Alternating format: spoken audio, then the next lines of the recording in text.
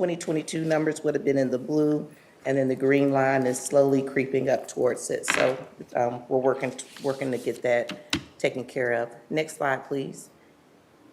I know that you all like to see the individual numbers each month and compared to the last month's numbers. And so you can see the last 3 months again, July, August, and September compared to 2022. Those numbers are increasing. 22 is at the bottom and 23 is at the top, just for a quick reference. And next time I'll make sure I print these for each of you. Next slide, please.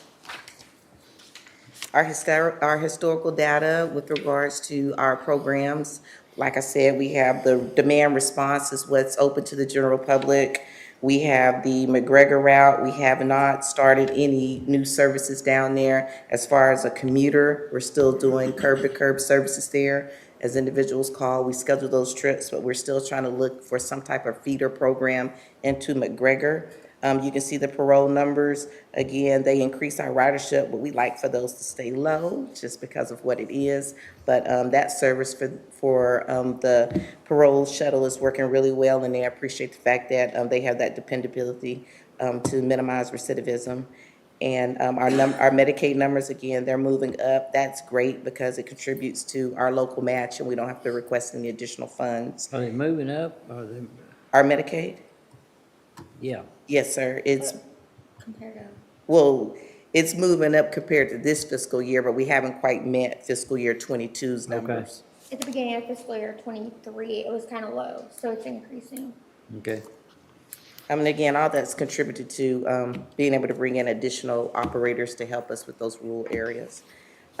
Next slide, please. We all know that we had that request that asked us to remove our services from Falls County, sorry, I went blank, from Falls County back in October. And so we were seeing a significant ridership. We'll trend up and down depending on Sanderson's Farms, but we've been trending down here June, July, August, and September. Sanderson Farms will do a big employee push in like October, November, December, but we need to identify an area that we can extend that commuter route to. At the last board meeting, we discussed a summit to kind of talk to the communities to see if there was an area that we could feed into that could increase that ridership.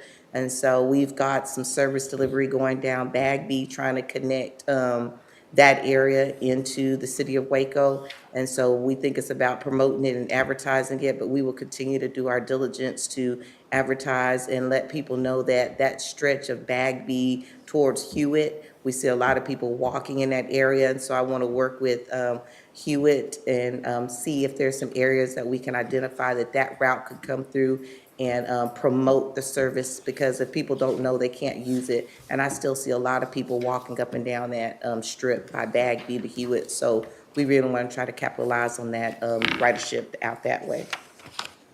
If you turn over to the next slide, please, sir. It breaks it down again. You can look at the fiscal year of 22. You can see how right 10, and then you can look at October of this year where we begin to trend down when we pulled out of Falls. Next slide, please. And this is just, again, a reflection of the historical data with regards to the commuter route. I'd just like to give y'all that yearly comparison. All right. Any questions on ridership? I do want you all to know that we did go out to West. We passed out some flyers and magnets and posters at the convenience stores, the West Assisted Living Facility, doctor's offices, the Golden Trail Senior Apartments, the pharmacies. We are really trying to get out there and do that outreach. We also, we went to West and did that. And in March, we passed out flyers and magnets and posters, hung them at the convenience stores and the laundromats. We placed them in mailboxes as well, open mailboxes. We're just trying to find a way to get the community aware of what we have. And we're just trying to try some untraditional practices to kind of engage the community. We made requests to go do community talks to bring in, but a lot of times people in the smaller communities think if it's not medical that they can't use the service, and so we're really trying to change that mindset. So any suggestions you have, any person or place that you think we need to go visit, we'll go any day. We go after hours. For us, we want them to know that, you know, mobility should not be limited for anyone, especially in the rural communities. We also placed some calls to the Riesel Center, the Riesel Senior Center, and the Robinson Senior Center. We had saw on the news where they were having some issues with people not having transportation, and so we wanted to make sure that they know that we were here and that if we could bring them into Waco so that they can go to some of those senior activities here, that we want to help provide that service. And so we're trying to get creative. So anything that you guys can bring to us, we definitely want to act on. We're also providing a mobile food pantry at Waco Transit on the first Friday of every month. And so we're bringing people in from the rural areas, allowing them to get that from Shepherd's Heart. They come over, we use our parking lot, we allow for anyone who needs that service. And so we are bringing people in from the rural area so they can utilize that, and then we feed them back out into the rural area from our vehicles. And we're also wanting to work with the COG, so if they have people out in their areas, we want to make sure that they know on the first Friday of every month, that's free to the community, and we want to promote it because we know while we may provide different service areas, the need in the community is vast, and we want to be able to meet that need where we can. And so that's our promotions this month, that's our advertising, and we did exceed our budget last year on our advertising revenues, and I'll let Jana kind of go into the good things that are happening with our budget. Before we do that, Yes, sir. I'm concerned that we're really not, it doesn't appear to me we're making a lot of headway this year, comparing it to last year and prior months and those kind of things. And when was the Falls County separation? October of last year. So that was October. Yes, sir. So how much did that impact us? Marlin, when we didn't have Marlin, I'm saying we're losing about 100 to 100 passengers a month from that Marlin route. 100.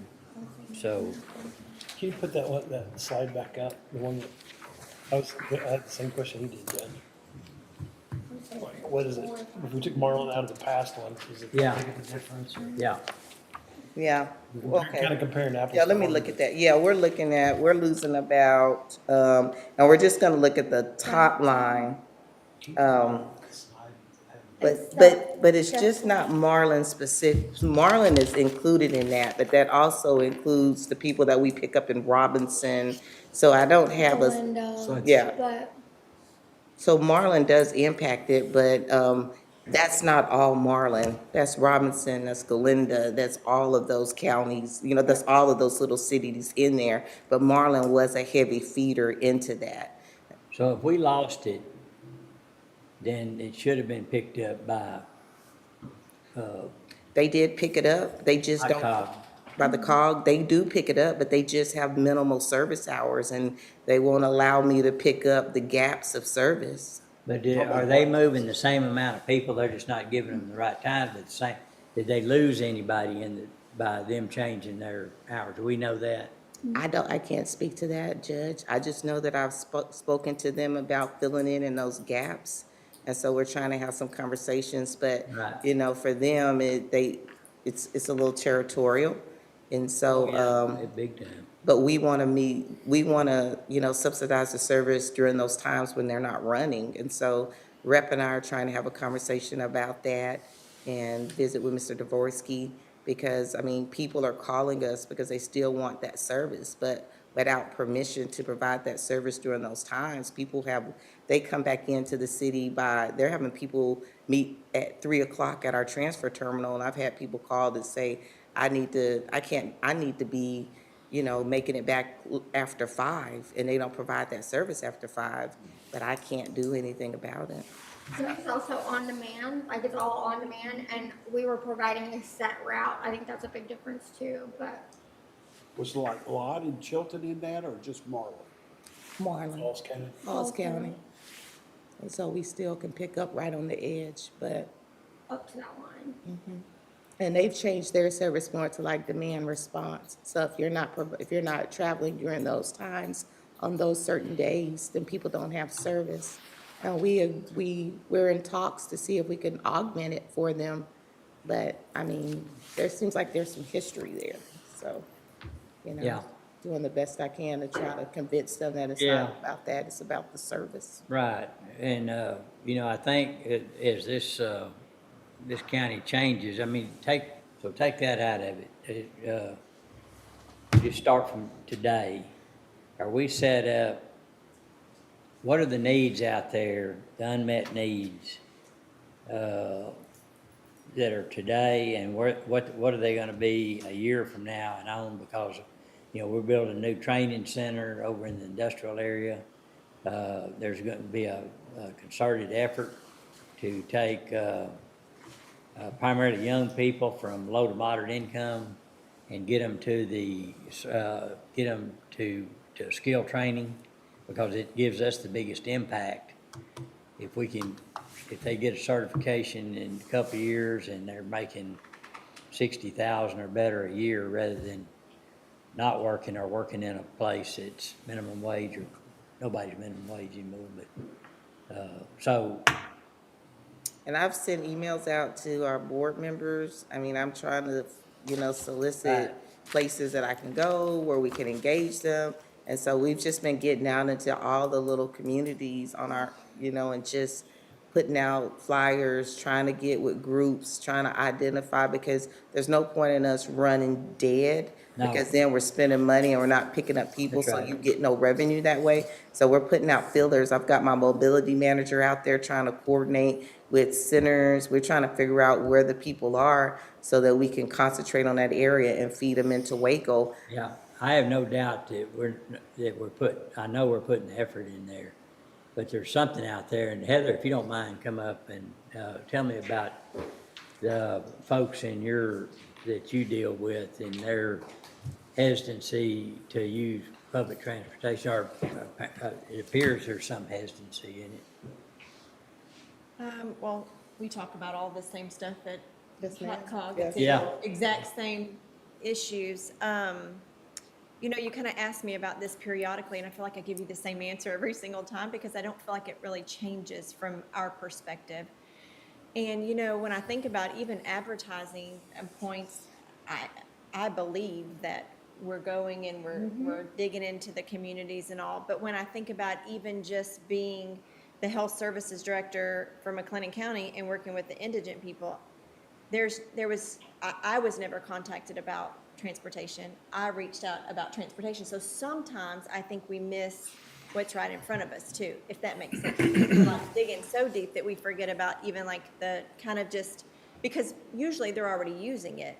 But like when I took over the health services department, that wasn't a key piece of the component for the department. I mean, they weren't utilizing transportation. If clients were using it, it was because they figured it out on their own, but not because the program was promoting it or endorsing it or funding it or whatever. So sometimes I think we're forgetting about the nuggets that are just kind of like right in front of us, because we're assuming maybe they're already using it, like health services, for example. And we've talked about doing the travel training at our rural transit board. I mean, Heather, I'm constantly pushing what we have. What can we do better? How can I coordinate? Can I do some travel training with your groups so that they can train individuals and go out into the community?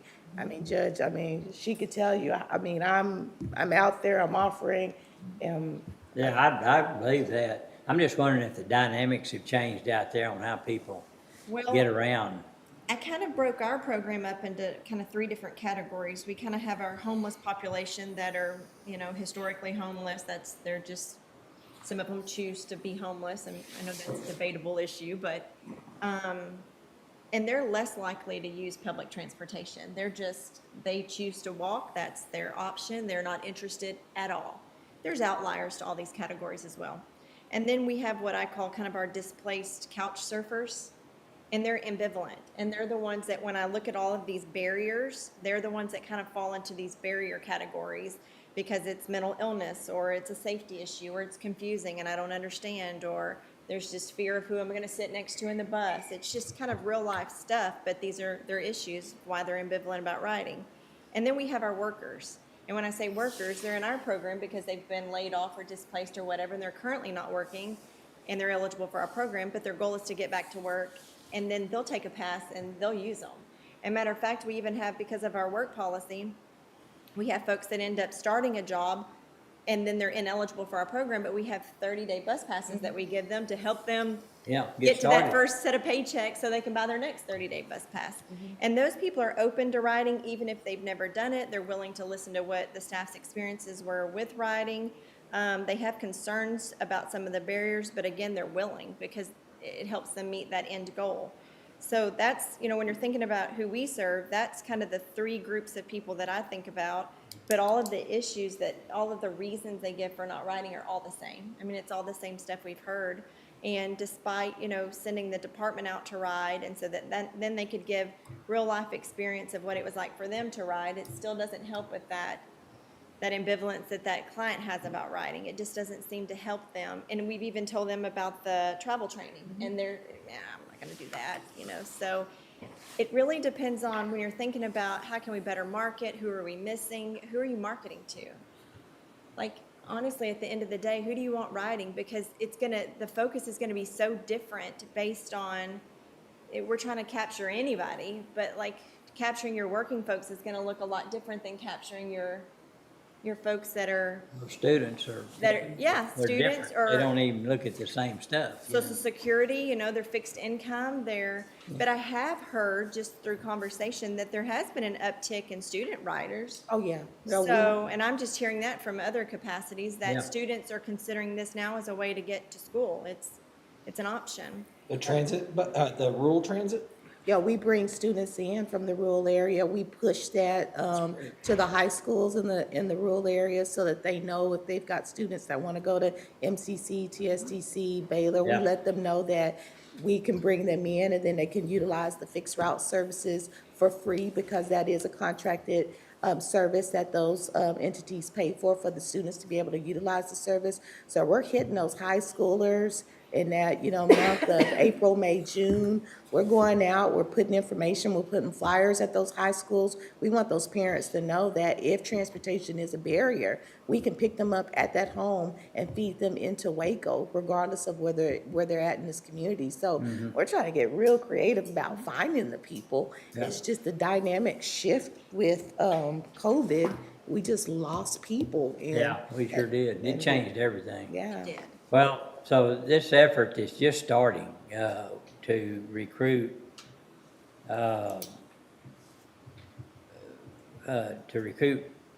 folks to training. It's going to be focused primarily on high school graduates, but they don't have any money, and get them to training, and even if we can get them using public transportation to go get education, that it'd be an easier step to, when they go to work or have a job, to stay with public transportation is a way. But a lot of them, I think one of the ways that some folks, from what I understand, came in is it was cool to call Uber.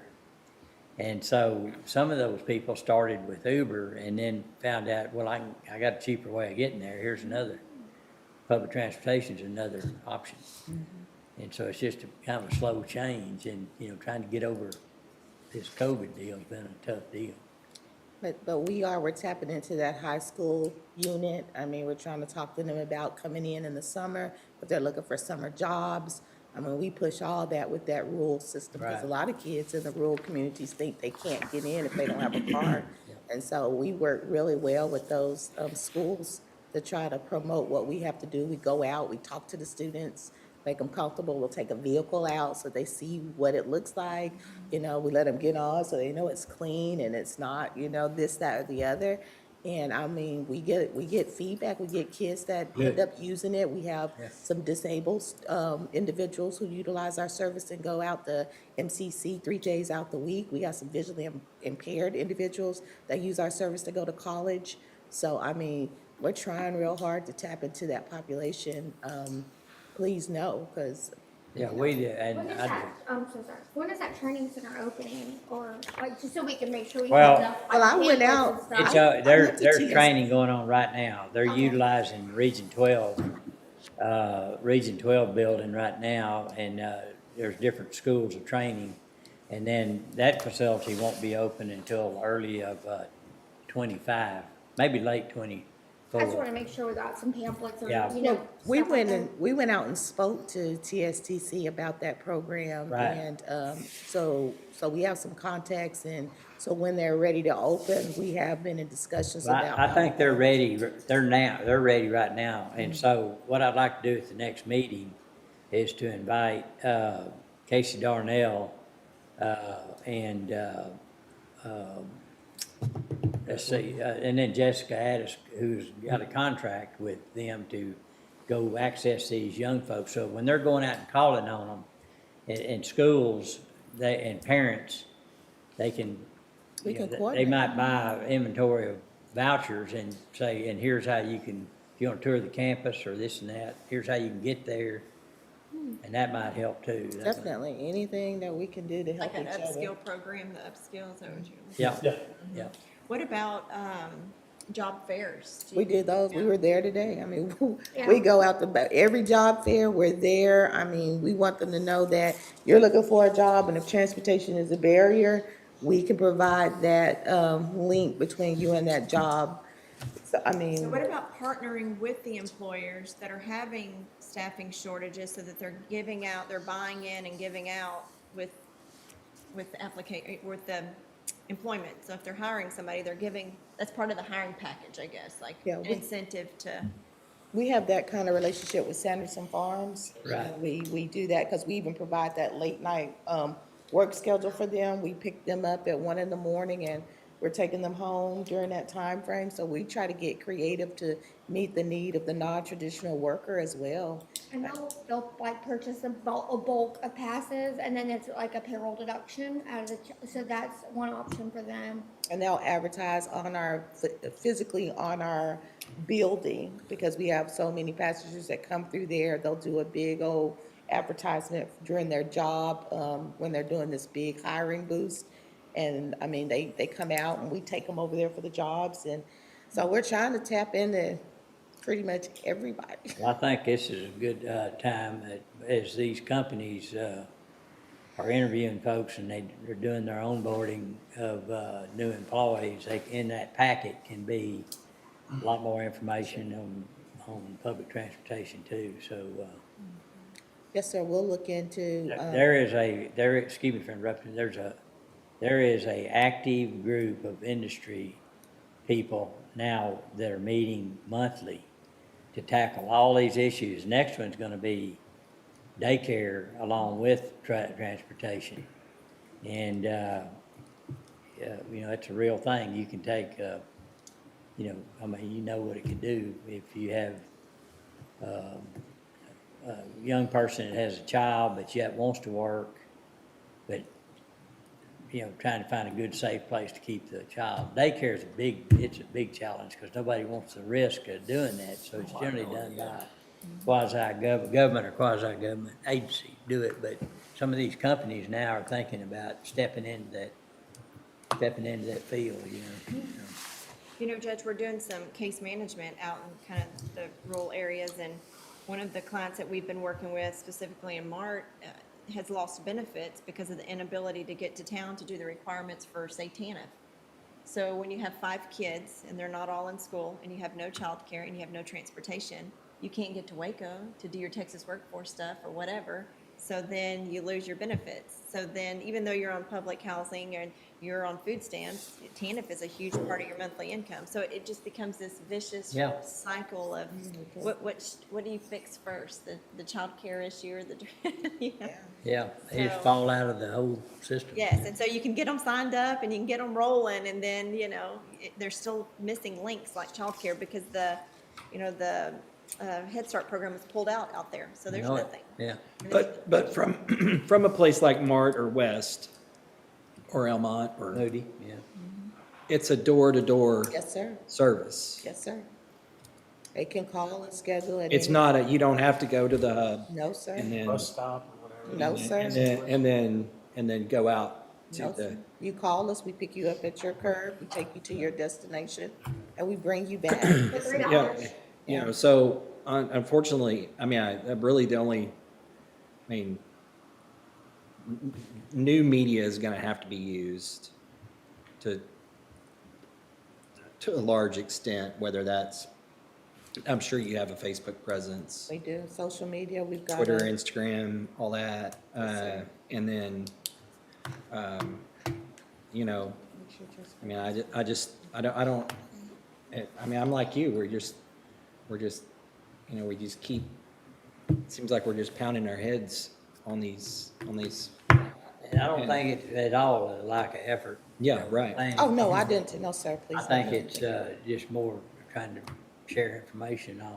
So I think if we bring these different entities in each time we meet, we're gonna teach them as much as they're gonna teach us. I bet you the way it works out. So, if that sounds all right to everybody, Yeah. we'll Yes. do this. And so, anything else, Heather? Oh, no, sir. Appreciate your input. And we can. All right. You say, Judge, I want to applaud the efforts that we're just, I think, getting started, but the food distribution, I've been talking to Shepherd's Heart Yeah, and Waco Transit and now, and Rural Transit, bringing people in because, you know, like when they do it over at Baylor, they do it once a month. It's the third Saturday of every month over 7th and James. And we have students that are walking up and they can only Carry so much, carry yeah. so much. So, you know, myself and some of the folks from 7th and James, we, you know, have vehicles and we're like, get in and we're taking them. But I think Waco Transit's going to fill a hole there. Yeah. in getting people to the distribution center and back with more food. And I really applaud that effort. I think Thank you, sir. it's a wonderful thing. yeah, And because, you know, food insecurity is a huge issue it sure is. in our community. Yeah, well, thanks. And any reports like that are always good. I do have a quick question though. I think, like, is there an app where you can track where the buses are? Does Rural Transit? Oh, not Yeah. the rule. Not for the rule, But, That's just Waco Transit? yes, but we could look into. yeah, I I wonder can definitely. if we could, Let me see. if we could That's a good add idea. that feature because, you know, people living out there and they're like, Yeah, Where is it? Gotcha. what's that? that's like Uber does that, so you know where it is. You know who's coming. Okay, good. So, thanks for the ridership report. Yes. And now financial, is that where we want to go next? Like she said, we exceeded both of our advertising budgets, revenues this year. Pretty excited about that. That was the highest amount of bench advertising revenue we've ever received since we started in 2016. Increase the budget for next year. Oh, and we, yes, and if you look, the 2024 budget I included as well, and those were, increased, to like 23 and 1,000 and 1,100. So this year, we're, you know, pushing our advertising, our marketing individual to continue to seek out those opportunities and find other sources of revenue, that we use as local match. But, overall, I mean, you have them in front of you. I'm not gonna go line by line. There's a couple things I wanted to point out. We had some remaining 5311, which is our federal funds left that we are gonna roll into this year and extend that expiration date until May. So that gives us an opportunity to utilize that remaining balance. We still were under budget for the whole fiscal year. We came in at like 56% of our budget, what we expected. And that included with vehicles. May I, in regards to the vehicles, I do want you to know that we were able to install a new safety system on all of our vehicles. And so because we're really pushing safety and making sure that our operators are safe and our passengers are safe. So we actually have a live viewing of all of our operators and passengers while they're in transit now through the Okay. Linux system. So I just wanted to bring that up to your attention, that we're investing in technology and we're really trying to look at a safe way. And so we can monitor our operators. I can log in right now and see all my passengers on McLennan County's vehicle, wherever they're at in the community. So Good. I want you to be aware of that as well, Judge. Yeah, thank you. Yes, sir. And with that technology, and you're asking about that, there's a couple of grant opportunities that are coming up that, I mean, that's a great opportunity for us to look into that type of software. overall, the only other thing that's pretty important from financial side for fiscal year '24, well, I included what our '24 budget, excuse me, sorry. The second part of your financials is an empty, there's nothing actually in the, amount column, the second column. This is what our '24 budget looks like. This was approved and accepted into the city's budget as well. And then for the 5310, which we use contracted services for CTSM. They provide us some of our rural, elderly and disabled trips. We do need to get that grant accepted or approved. That's the 5310 grant, okay? Yes. What it is we went to a new invoicing system, and so, with all of our expenses that we pay out, like with CTSM, we have that approved through the city of Waco for the monies that are expensed through Waco Transit, so we felt to be consistent in what we're doing, that we bring those funds to this board, so that when we're doing audits, both boards and systems are aligned in the documentation that we have to support the expenses being made. And so we took ours for Waco, and so now we want to make sure this board had the opportunity to approve that, so we can continue that partnership with Central Texas Senior Ministry. Okay, back on the financials, anything else on it? Not that I'm aware of, no. I was gonna say the only other thing is on the very end of your financial packet is the list of the current grants that we're gonna have for '24. Okay. All right, any questions on the financials? Just one quick one, on the 23 budget, where we had in 5311. So we have 348 left for remaining. Does that carry over then, or? That's what I mentioned. I Maybe you had said- submitted an amendment to have it extended to May 31st of '24, because it originally expired 12/31. And I'm just trying to fit that into what the 24 budget is. Oh, so that was, we're just now submitting Yeah. that, they just approved that through TxDOT, so it's not in that budget, we'll have to do an Yeah, amendment. we have to wait till, we have to apply, we have to request for the amendment, and then we have to submit a spending plan to show how we're gonna expense it down, and then when they approve it, we'll adjust 24's budget to So that reflect. 348 or some Yes, sir. function of that will show up in the Yes, sir. adjusted budget. We just got the email saying that we can move forward with it this week, so it's pretty Okay. exciting. All right, any other questions on the financials?